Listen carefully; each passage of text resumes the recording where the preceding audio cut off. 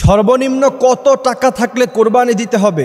ঋণ থাকা অবস্থায় কোরবানি দিলে কোরবানি আদায় হবে কিনা? কোরবানির সামর্থ্য থাকা সত্ত্বেও কোরবানি না দিলে গুনাহ হবে কিনা? তিনটি প্রশ্নের সমন্বয়ে আজকে আমরা উত্তর দিব ইনশাআল্লাহ। সর্বপ্রথম আসি আমাদের ম্যাক্সিমাম মানুষের প্রশ্ন যে সর্বনিম্ন কত টাকা থাকলে আপনাকে কোরবানি দিতে হবে। সর্বপ্রথম কথা হলো নেসাব পরিমাণ মালের মালিকানা যদি কোনো ব্যক্তির হয় তাহলে তার উপর কোরবানি ওয়াজিব হয়ে যায়। এখন এই নেসাব পরিমাণ মালকে যদি আপনি বাংলা টাকায় কনভার্ট করেন তাহলে সেটা কত টাকা হতে পারে আমি আপনাদেরকে বুঝিয়ে বলছি।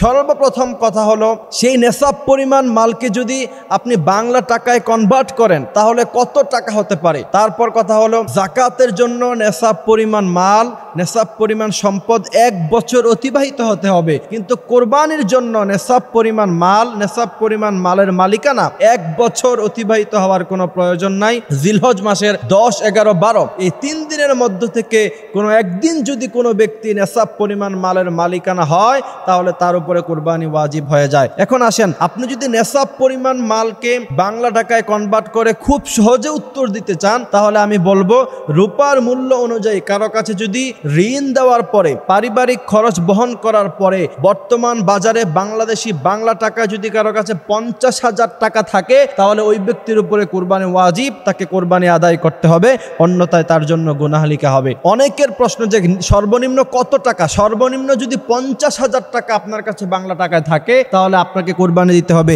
সেক্ষেত্রে আপনার পরিবারের ভরণ পোষণ এবং আপনার ঋণ দেওয়ার পরে যদি এই পরিমাণ টাকা থাকে তাহলে আপনার উপরে কোরবানি ওয়াজিব হবে। দ্বিতীয়ত কথা হলো ঋণ থাকা অবস্থায় কোরবানি দিলে কোরবানি আদায় হবে কিনা। এখানে দুইটা বিষয়। আপনি যেই পরিমাণ ঋণী আছেন ওই পরিমাণ ঋণ পরিশোধ করার পরেও যদি আপনি নেসাব পরিমাণ মালের মালিকানায় থাকেন তাহলে আপনার উপরে কোরবানি ওয়াজিব, অন্যথায় আপনার উপরে কোরবানি ওয়াজিব না। কিন্তু আপনি যদি তারপরেও কোরবানি দিতে চান, যে আপনি ঋণ পরিশোধ করলে আর নেসাব পরিমাণ মালের মালিক থাকেন না, তারপরেও আপনি যদি কোরবানি দিতে চান, কোরবানি যদি দেন তাহলে কোরবানি আদায় হয়ে যাবে, কোরবানির সওয়াব আপনি পাবেন, কিন্তু কোরবানি আপনার উপরে ওয়াজিব না। কিন্তু আপনার উপরে কোরবানি ওয়াজিব না, আপনি কোনো পশু ক্রয় করলেন, সেই পশু মারা গিয়েছে অথবা চোরে নিয়ে গিয়েছে, এমত অবস্থায় আপনার উপরে কোরবানি ওয়াজিব। আপনি আরেকটি পশু কিনে তারপর কিন্তু আপনাকে কোরবানি দিতে হবে। এটা ছোট্ট সূক্ষ্ম মাসালা আমি আপনাদেরকে বলে দিলাম। কোরবানির সামর্থ্য থাকলে কোরবানি না দিলে গুনাহ হবে কিনা? অবশ্যই। বিশ্বনবী সাল্লাল্লাহু আলাইহি সাল্লামের স্পষ্ট হাদিস, রাসূল বলেছেন যাদের কোরবানি দেওয়ার সামর্থ্য থাকা সত্ত্বেও কোরবানি দেয় নাই